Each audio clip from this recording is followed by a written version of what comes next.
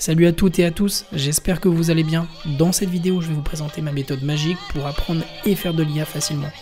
On y va, générique.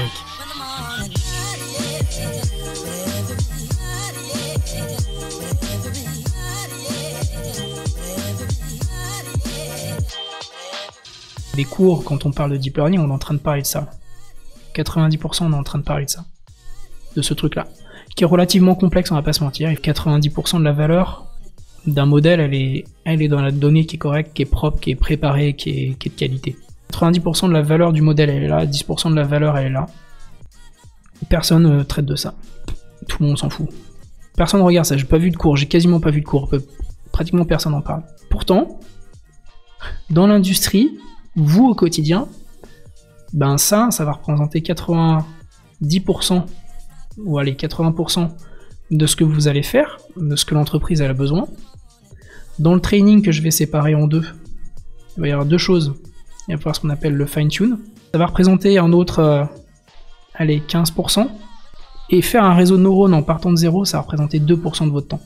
Mon but là, c'est de parler au plus grand nombre, et en particulier de parler aux informaticiens, qui aujourd'hui voient la révolution de l'IA s'écrire sous leurs yeux et sont un petit peu paumés, parce que on leur dit qu'il faut faire des maths, faut avoir...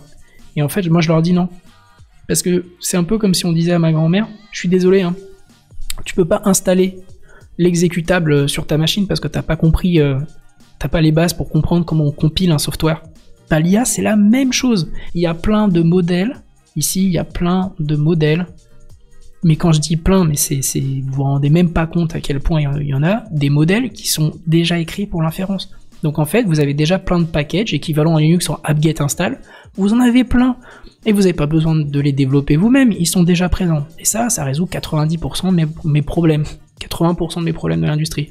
Et c'est pareil que vous, quand vous écrivez un software, vous écrivez une solution, on va dire pour votre entreprise, 80% du boulot il est fait, Kubernetes est déjà là, vous n'avez pas à réécrire votre Kubernetes, Docker est déjà là, vous n'avez pas à réécrire votre système Docker, vous avez déjà KVM, vous n'avez pas à écrire votre propre KVM, c'est complètement con.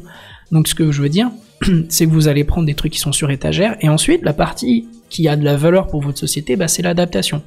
Donc c'est soit on prend le modèle et on traite 80% du problème et on se dit bah je vais faire un premier serveur web, on y va, on monte 10, 20, 1000, 10 000 clients, 20 000 clients, 100 000 clients, puis arrivé à 100 000 clients, on se dit ah ça scale plus trop, on regarde un petit peu, est-ce qu'il y a un autre modèle qui est plus performant, une autre techno qui est plus performante que ce serveur Apache XY. Ok, on pousse un peu plus, puis du coup on commence à rentrer dans nos problèmes, et plus on rentre dans nos problèmes, plus on comprend les limites du software, de la même manière qu'en IA, plus on avance, plus on comprend les limites du modèle, et là on va remonter la chaîne. Ouais, là je suis d'accord, on va remonter la chaîne, mais on va partir d'ici.